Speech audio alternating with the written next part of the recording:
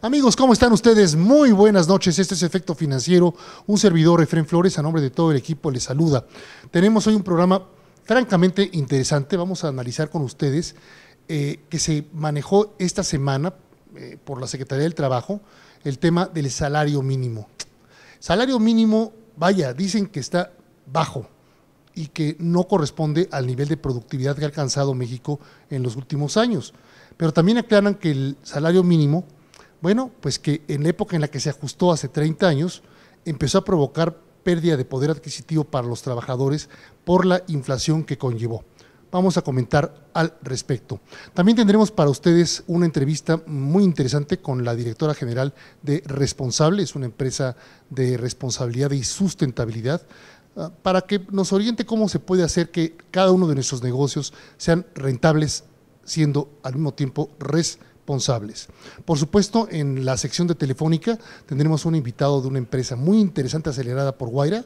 Ya van a ver ustedes de a quién nos referimos. Y tendremos también un análisis de lo que dice Google, que en México y a nivel mundial fueron los temas centrales que generaron casi 1.500 millones de visitas durante 2012. Esto y más para ustedes aquí en Efecto Financiero. En Puebla hemos trabajado segundo a segundo por lo que más nos importa, nuestra gente. Pasamos del lugar 29 en afiliación al Seguro Popular a la cobertura universal. Inauguramos 7 nuevos hospitales y estamos construyendo 4 más. Rehabilitamos más de 220 centros médicos. Entregamos 70 ambulancias. Y nuestros hospitales garantizan al 100% las medicinas gratuitas del cuadro básico o te damos vales. Y todo sin pedir un solo peso prestado. Rafael Moreno Valle, segundo informe de gobierno. Como comentamos con ustedes al principio, la Secretaría del Trabajo reconoció esta semana que el salario mínimo se ha devaluado en los últimos 30 años en casi un 80%. Esto con información que también recabamos a través de un artículo muy interesante de Milenio Diario, escrito por Blanca Valadez.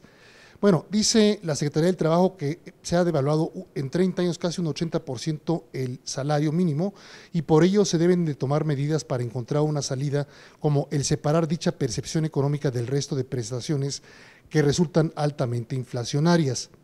Efectivamente, dice Alfonso Navarrete Prida, secretario del Trabajo, en 30 años la pérdida del poder adquisitivo en materia de salario mínimo ha sido casi del 80%.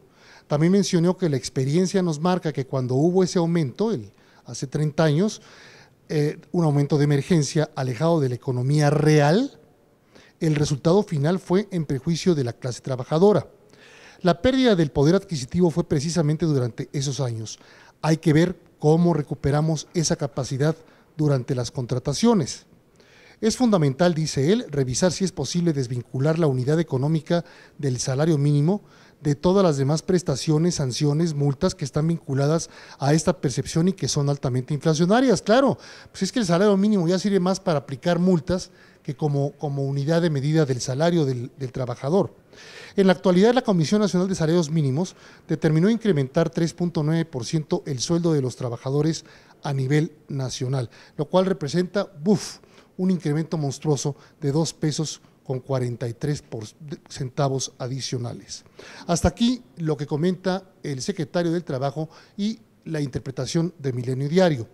Ahora bien, hay que reconocer lo siguiente, y el mensaje va a quien corresponda, no sé si al secretario del Trabajo, a los empresarios, en fin, a quien corresponda. El pacto actual convocado por el presidente Enrique Peña Nieto es más bien político, porque insiste que también hay que, el secretario del Trabajo, que hay que adecuar según el pacto del presidente Peña Nieto al salario mínimo, pero el pacto es político más bien. Por tanto, las políticas de Estado, en este caso las salariales, deben decidirse con criterios económicos. Por otro lado, es el primer pacto político de México moderno. Los pactos anteriores, a partir del Pacto de Solidaridad, concebido por el entonces secretario de Programación en el gobierno de Miguel de la Madrid, Carlos Salinas de Gortari, fueron pactos positivos de acción contundente económica de choque y además financieros.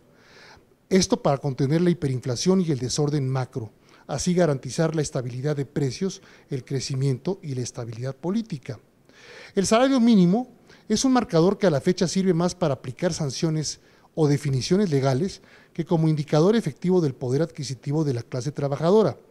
Pensar que con un promedio menor a 2,500 pesos mensuales se compra canasta básica, se paga renta, se viste y sustenta una familia, es simplemente ridículo. O hablamos del salario mínimo familiar, es decir, en donde en una familia de 4 personas trabajan 2 o 3 de sus integrantes con salario mínimo, o hablamos de que el salario mínimo es el salario medio poblacional, que parte de unos aproximadamente 5,000 pesos por individuo. Ha sido cínico que hasta la fecha no se aborde el tema del salario mínimo como se debe para otorgar a los ciudadanos un salario mínimo definido por estándares humanos aceptados en todos los países llamados civilizados, como capacidad para adquirir la canasta básica, tener capacidad para comprar ropa, techo, gastos médicos también, porque no todo es seguro social.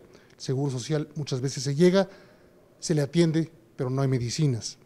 El salario mínimo que se incrementó en la década de los 80 resultó ser inflacionario y perjudicial porque fue de nueva cuenta decisión política. México era un país cerrado además, no competitivo y muy poco productivo. Hoy México es un país globalizado donde todo lo que consumimos tiene procedencia relativamente desconocida, sea nacional o internacional. La productividad de diferentes sectores ha aumentado sensiblemente en 30 años, pero en buena medida también a costa de los salarios. Un aumento adecuado de salarios mínimos en términos de participación de la productividad y en términos de justicia social tendrá dos consecuencias inmediatas favorables. Por un lado, mayor capacidad de consumo, lo cual fortalecerá los mercados internos.